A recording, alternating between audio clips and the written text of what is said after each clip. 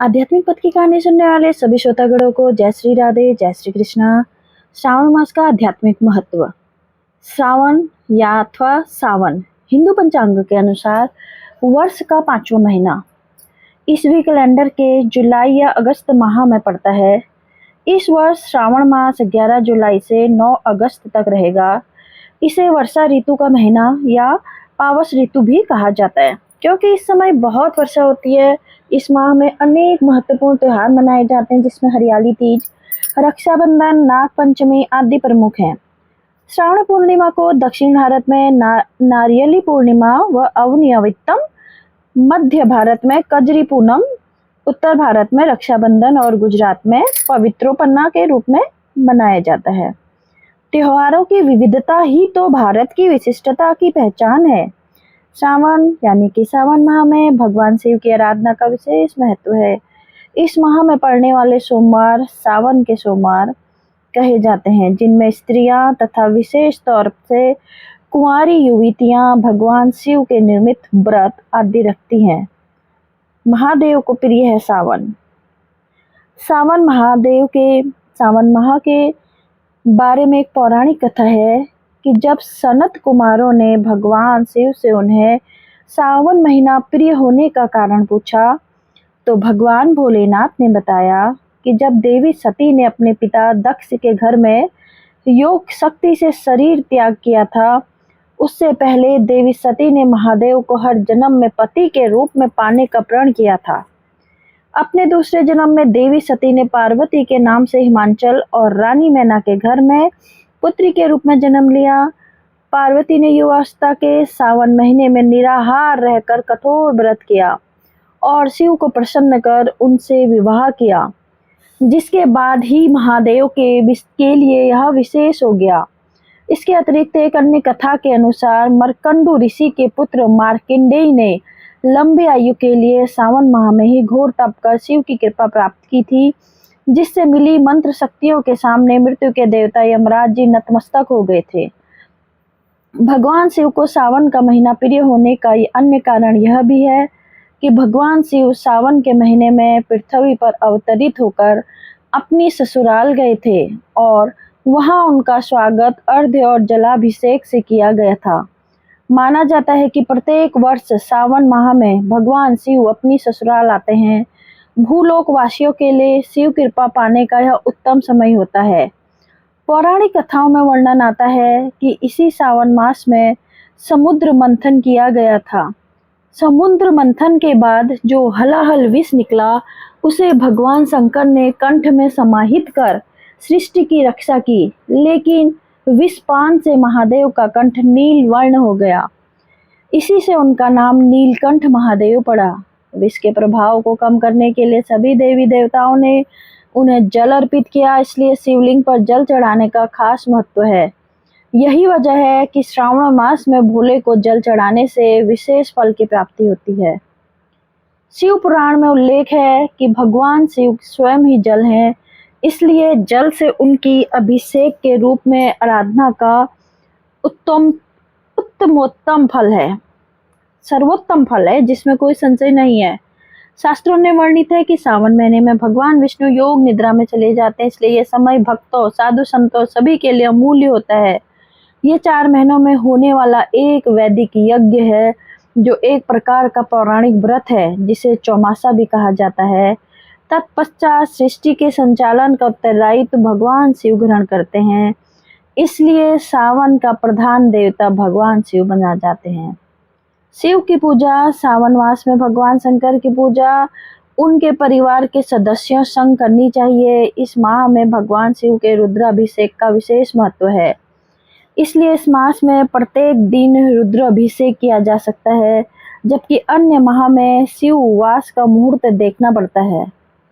भगवान शिव के रुद्राभिषेक में जल, दूध, दही, शुद्ध घी, शहद, शक्कर या चीनी, गंगाजल तथा गन्ने के रस आदि से स्नान कराया जाता है।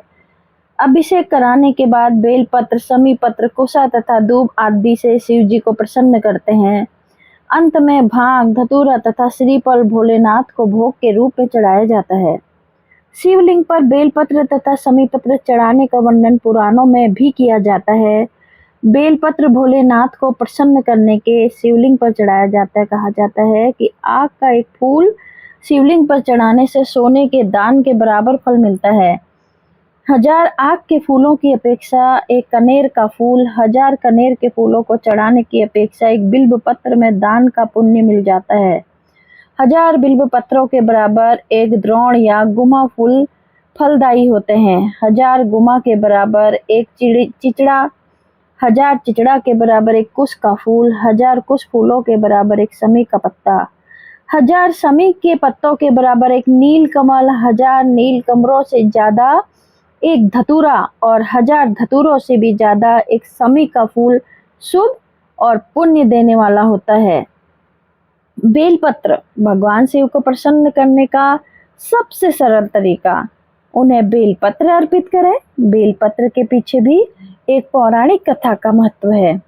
इस कथा के अनुसार भील नामक एक डाकू था। यह डाकू अपने परिवार का पालन पोषण करने के लिए लोगों को लूटता था। एक बार सावन माह में यह डाकू राहगीरों को लूटने के उद्देश्य से जंगल में गया और एक वृक्ष पर चढ़कर बैठ गया। एक दिन रात पूरा बीत जाने पर भी उसे कोई शिकार नहीं मिला। जिस पेड़ पर वह डाकू छिपा था वह बेल का पेड़ था। रात दिन पूरा बीतने पर वह परेशान होकर बेल के पत्ते तोड़कर नीचे फेंकने लगा। उसी पेड़ के नीचे एक शिवलिंग स्थापित था। जो पत्ते वह डाकू तोड़कर नीचे फेंक रहा था वह अनजाने में शिवलिंग पर ही गिर रहे थे। लगातार बेल के पत्ते शिवलिंग पर गिरने से भगवान शिव प्रसन्न हुए और अचानक डाकू के सामने प्रकट हो गए और डाकू को वरदान मांगने को कहा। उस दिन से बिल्व पत्र का महत्व और बढ़ गया।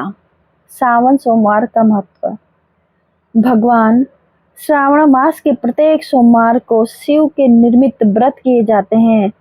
इस मास में शिव जी की पूजा का विशेष विधान है। कुछ भक्त तो पूरे मास ही भगवान शिव की पूजा आराधना और व्रत करते हैं। अधिकांश व्यक्ति केवल श्रावण मास में पड़ने वाले सोमवार का ही व्रत करते हैं। सावन मास के सोमवारों में शिव के व्रतों, पूजा और शिव जी की आरती का विशेष महत्व है। शिव के ये व्रत शुभदायी और फलदायी होते हैं। इन व्रतों को करने वाले सभी भक्तों से भगवान शिव बहुत प्रसन्न होते हैं। यह व्रत भगवान शिव की प्रसन्नता के लिए किए जाते हैं। व्रत में भगवान शिव का पूजन करने एक समय ही भोजन किया जाता है। व्रत में भगवान शिव और माता पार्वती का ध्यान कर शिव पंचाक्षर मंत्र का जप करते हुए पूजन करना चाहिए। सावन के महीने में सोमवार महत्वपूर्ण होता है। सोमवार का अंक 2 होता है जो चंद्रमा के प्रतिनिधित्व करता है। चंद्रमा मन का संकेतक है और यह भगवान शिव के मस्तक पर विराजमान है। चंद्रमा मन सो जाता है, यानी चंद्रमा मन का मालिक है और इसके नियंत्रण और नियमन में इसका अहम योगदान है। यानी भगवान शंकर मस्तक पर चंद्रमा को नियंत्रित कर उक्त साधक या भक्त के मन को एकाग्रचित कर उसे अविद्या रूप माया के मोहपाश से मुक्त कर देते हैं। भगवान शंकर की कृपा से भक्त त्रिगुणातीत भाव को प्राप्त करता है और यही उसके जन्म मरण से मुक्ति का मुख्य आधार सिद्ध होता है। कांवर, ऐसी मान्यता है कि भारत की पवित्र नदियों के जल से अभिषेक किए जाने से शिव प्रसन्न होकर भक्तों की मनोकामना पूरी करते हैं। कांवर संस्कृत भाषा के शब्द कावरंती से बना है।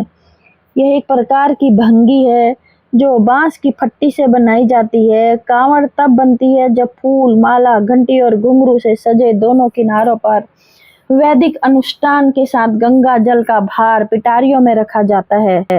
धूप दीप की खुशबू, मुख में बोल बम का नारा, मन में बाबा एक सहारा माना जाता है कि पहला कांवरिया रावण था। श्री राम ने भी भगवान शिव को कांवड़ चढ़ाई थी।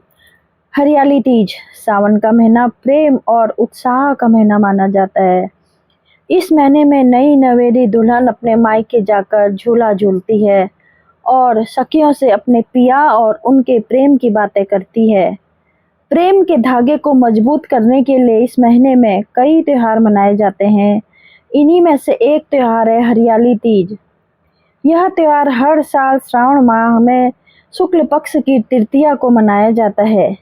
इस त्योहार के विषय में मान्यता है कि माता पार्वती ने भगवान शिव को पाने के लिए तपस्या की थी। इससे प्रसन्न होकर शिव ने हरियाली तीज के दिन ही पार्वती को पत्नी के रूप में स्वीकार किया था। इसी त्योहार के विषय में यह मान्यता है कि इससे सुहाग की उम्र लंबी होती है। कुंवारी कन्याओं को इस व्रत से मनचाहा जीवन साथी मिलता है। हरियाली तीज में हरी चूड़ियां, हरा वस्त्र और मेहंदी का विशेष महत्व है। मेहंदी सुहाग का प्रतीक चिन्ह माना जाता है, इसलिए महिलाएं सुहाग पर्व में मेहंदी जरूर लगाती हैं। इसकी शीतल तासीर प्रेम और उमंग को संतुलन प्रदान करने का भी काम करती है। माना जाता है कि मेहंदी बुरी भावनाओं को नियंत्रित करती है। हरियाली तीज का नियम है कि क्रोध को मन में नहीं आने दें। मेहंदी का औषधि गुण इसमें महिलाओं की मदद करता है। सावन में पड़ने वाली फुहारों से प्रकृति में हरियाली छा जाती है। सुहागन स्त्रियां प्रकृति की इसी हरियाली को अपने ऊपर समेट लेती हैं। इस मौके पर नई नवेली दुल्हन को सास उपहार भेजकर आशीर्वाद देती है। कुल मिलाकर इस त्योहार का आशय यह है कि सावन की फुहारों की तरह सुहागनें प्रेम की फुहारों से अपने परिवार को खुशहाली प्रदान करेगी और वंश को आगे बढ़ाएगी। वर्षा का मौसम। सावन के महीने में सबसे अधिक बारिश होती है, जो शिव के गर्म शरीर को ठंडक प्रदान करती है। भगवान शंकर ने स्वयं सनत कुमारों को सावन महीने की महिमा बताई है कि मेरे तीनों नेत्र में सूर्य दाहिने बाएं, चंद्रमा और अग्नि मध्य नेत्र हैं। जब सूर्य कर्क राशि में गोचर करता है तब सावन महीने की शुरुआत होती है। सूर्य गर्म है जो ऊष्मा देता है, जबकि चंद्रमा ठंडा है जो शीतलता प्रदान करता है। इसलिए सूर्य के कर्क राशि में आने से झमाझम बारिश होती है, जिससे लोक कल्याण के लिए विष को पीने वाले भोलेनाथ को ठंडक व सुकून मिलता है। इसलिए शिव का सावन से इतना गहरा लगाव है। सावन और साधना। सावन और साधना के बीच चंचल और अति चलायमान मन की एकाग्रता एक अहम कड़ी है, जिसके बिना परम तत्व की प्राप्ति असंभव है। साधक की साधना जब शुरू होती है तब मन एक विकराल बाधा बनकर खड़ा हो जाता है। इसे नियंत्रित करना सहज नहीं होता है। लिहाजा मन को ही साधने में साधक को लंबा और धैर्य का सफर तय करना होता है। इसलिए कहा गया है कि मन ही मोक्ष और बंधन का कारण है, अर्थात मन से ही मुक्ति और मन ही बंधन का कारण है। भगवान शंकर ने मस्तक में ही चंद्रमा को दृढ़ कर रखा है, इसलिए साधक की साधना बिना किसी बाधा के पूर्ण होती है। जय श्री राधे कृष्णा, जय श्री कृष्णा। बोलो श्री हरि बम बम भोले, हर हर महादेव।